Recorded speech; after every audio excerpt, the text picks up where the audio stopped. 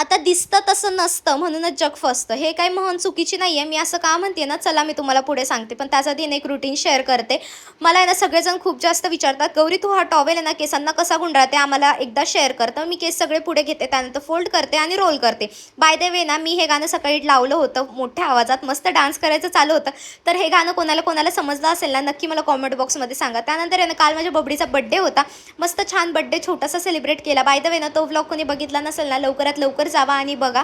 खूप छान त्यांनी कॉपरेट तर अजिबात केलं नाही, पण बर्थडे खूप छान झाला. त्यानंतर आहे ना, मी तुम्हाला दाखवत होते रिअल लाईफ आणि रील लाईफ आहे ना, खूप जास्त डिफरंट आहे.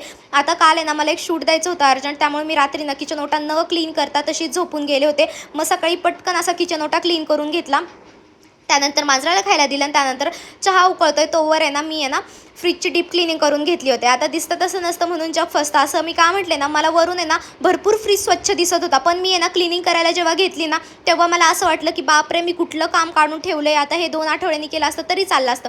पण आता माझं असं म्हणणं आहे की एकदा हाती घेतले ना, तर ते काम पूर्ण करूनच ठेवायचं. त्यानंतर मस्त असं चहा वगैरे झाला, मस्त फ्रीजची डीप क्लिनिंग झाली आणि अशी काहीशी माझी सकाळ जाती धावपळीची एकदम. तुमची कशी जाती नक्की मला कॉमेंट करून सांगा. भेटूया आपण